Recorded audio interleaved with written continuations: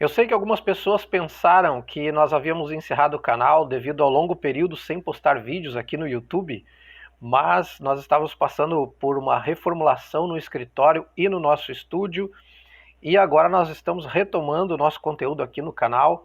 E hoje eu já quero trazer para vocês uma questão que aconteceu na prática sobre aquele tema que nós iniciamos o nosso canal. Não sei se vocês lembram, mas quem acompanhou vai saber, é sobre a suspensão da CNH por dívidas. Então, ficou curioso, quer saber sobre o assunto?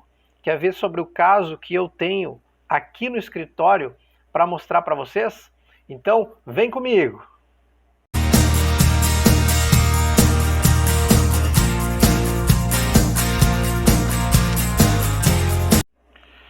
Então, pessoal, para contextualizar para vocês a situação novamente, para a gente relembrar do assunto principal, o que aconteceu há meses atrás foi o seguinte: o STF julgou a ação direta de inconstitucionalidade, a número 5.941, onde eles julgaram constitucional um artigo do Código de Processo Civil Brasileiro, o artigo 139, inciso 4º, que diz o seguinte, eu vou até ler para vocês. Artigo 139. O juiz dirigirá o processo conforme as disposições deste Código, incumbindo-lhe, inciso 4º, determinar todas as medidas indutivas, coercitivas, mandamentais ou subrogatórias necessárias para assegurar o cumprimento de ordem judicial, inclusive nas ações que tenham por objeto prestação pecuniária. Pois bem, pessoal, isso, como eu já havia esclarecido nos vídeos anteriores, significa, em resumo, que o juiz pode, e assim foi decidido pelo STF, suspender, por exemplo, a CNH de uma pessoa que tem uma dívida. Porém, no julgamento muito extenso, inclusive, do STF, ficou decidido também que essa decisão de suspender qualquer documento do devedor não pode ser de qualquer forma. Ela tem que ser uma decisão proporcional e adequada a cada caso. Deve ser analisada caso a caso, porque não é simplesmente pedir a suspensão do documento do devedor e ficar por isso mesmo. Mas vejam o que já está acontecendo, pessoal, na justiça brasileira.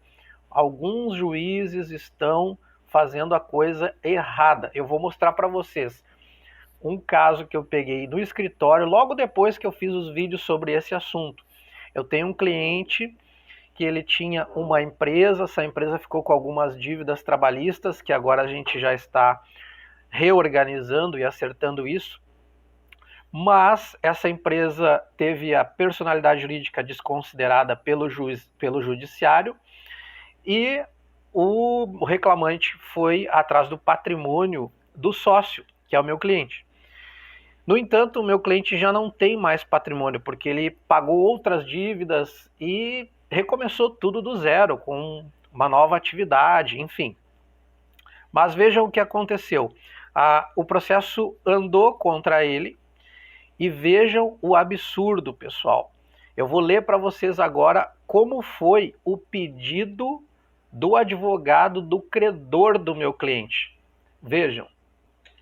Entre outras coisas que o advogado do credor escreveu na petição para o juiz, ele falou o seguinte: suspensão da CNH, passaporte e bloqueio dos cartões de crédito.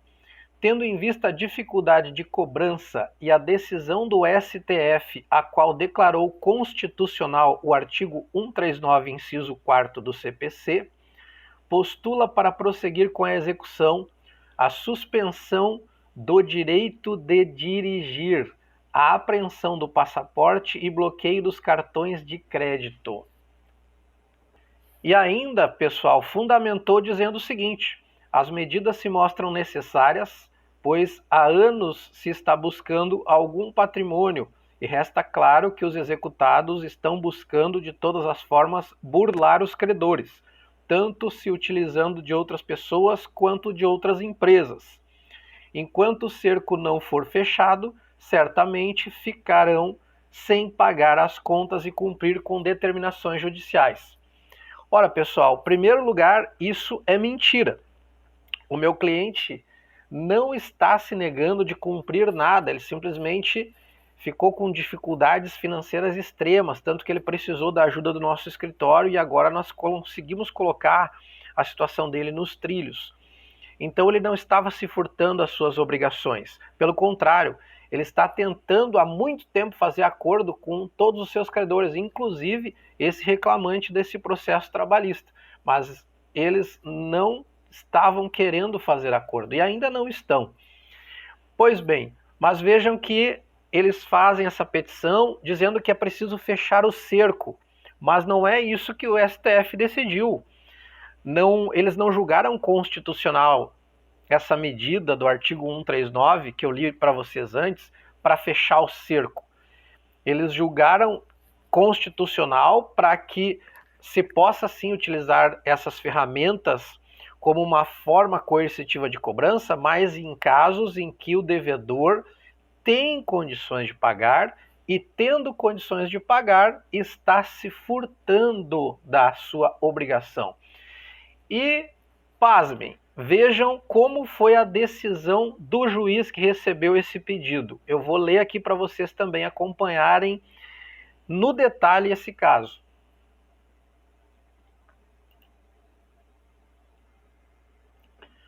O juiz, então, pessoal, ele simplesmente decidiu assim: com base no decidido pelo STF no julgamento da ação direta de inconstitucionalidade número 5.941, determino a suspensão da CNH dos executados, que eu não vou dizer o nome para manter o sigilo, dos clientes, concomitantemente efetue-se a pesquisa no Bacen conforme requerido.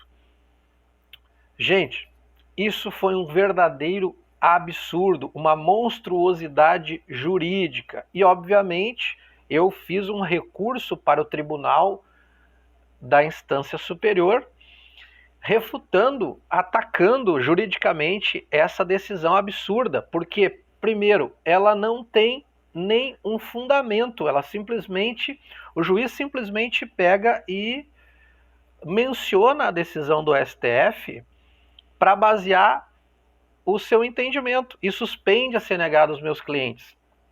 No entanto, eu recorri para o tribunal com os seguintes fundamentos que eu também faço questão de ler para vocês aqui.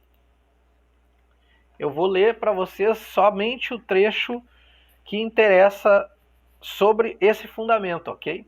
Então, pessoal, eu relato aqui, eu faço um relato nesse recurso sobre a decisão, assim como eu relatei para vocês, né? E aí eu sigo dizendo para o tribunal o seguinte: contudo, excelências, o julgador singular, que é o juiz que deu essa decisão absurda, ouvidou-se de que a referida decisão do STF destaca que as medidas atípicas deferidas devem ser aplicadas com observância dos princípios da proporcionalidade e razoabilidade.